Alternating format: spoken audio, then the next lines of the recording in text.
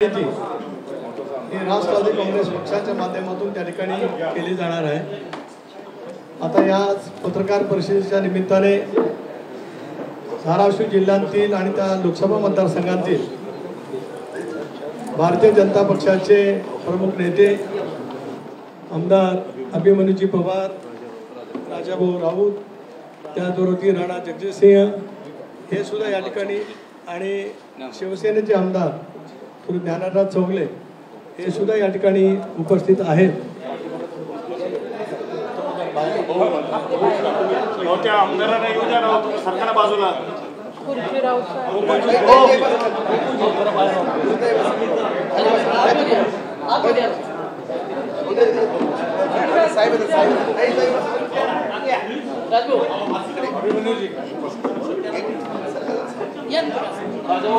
गोकुळजी बाहेर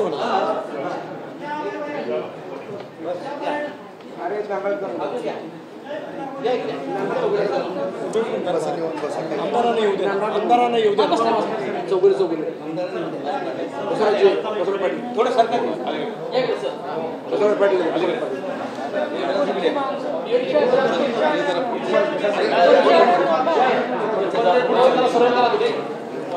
पुढे घ्या,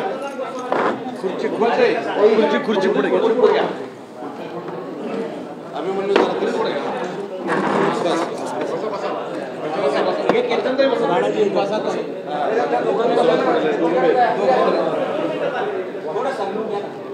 ही थेट दृश्य आपण पाहतोय। अर्चना पाटील यांनी अजित पवार गटामध्ये प्रवेश केलेला आहे। राणा जगजितसिंह यांच्या पत्नी अर्चना पाटील यांना धाराशिवमधून राष्ट्रवादी काँग्रेसकडून उमेदवारी मिळण्याची शक्यता गेल्या काही दिवसांपासून चर्चा त्या संदर्भातल्या सुरू आहेत। त्यामुळे आता त्यांना धाराशिवमधून उमेदवारी मिळते का, लोकसभेच्या रिंगणात त्यांना उतरवलं जातं का, अजित पवार गटाकडनं हे पाहणं महत्त्वाचं आहे। त्यांच्या उमेदवारीची घोषणा आज प्रदेशाध्यक्ष सुनील तटकरे करतात का, याविषयी देखील विविध चर्चा सुरू आहेत। त्यामुळे ते पाहणं देखील महत्त्वाचं आहे। ही थेट दृश्य आपण पाहतोय। अर्चना पाटील यांनी आज राष्ट्रवादी काँग्रेसमध्ये प्रवेश केलेला आहे।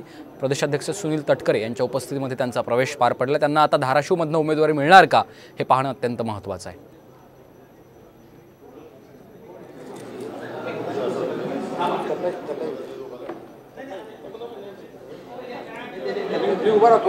ठाकरे गटाकडून धाराशिवमधून ओमराजे निंबाळकर विद्यमान खासदार, त्यांना उमेदवारी देण्यात आलेली आहे। त्यामुळे त्यांच्या विरोधात आता अजित पवार गटाकडून राष्ट्रवादीकडून अर्चना पाटील यांना लोकसभेची उमेदवारी मिळणार का, हे पाहणं महत्त्वाचं आहे।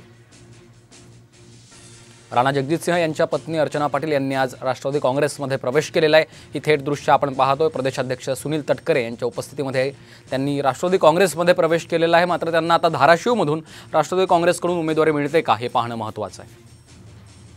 ज्येष्ठ सहकारी आमदार राणा जगजितसिंह पाटील, माजी मंत्री बसवराज पाटील, अभिमन्यूजी पवार, राजाभाऊ राऊत, ज्ञानराज चौगले, राष्ट्रवादी काँग्रेस पक्षाचे सुद्धा सर्व पदाधिकारी या ठिकाणी उपस्थित आहेत। महायुतीच्या जागा वाटपामध्ये धाराशिवची जागा राष्ट्रवादी काँग्रेस पक्षाला त्या ठिकाणी देण्यात आलेली आहे। प्रदेश राष्ट्रवादी काँग्रेस पक्षाचा अध्यक्ष म्हणून राष्ट्रवादी काँग्रेस पक्षाच्या वतीने महायुतीचे उमेदवार म्हणून अर्चनाताई पाटील ह्या आमच्या लोकसभेच्या उमेदवार गडाच्या चिन्हावरती ते निवडणूक त्या ठिकाणी लढवणार आहे। एकसंघपणाने महायुतीच्या उमेदवारांची एकत्रित घोषणा ही आज पहिल्या प्रथमच या ठिकाणी होते आहे।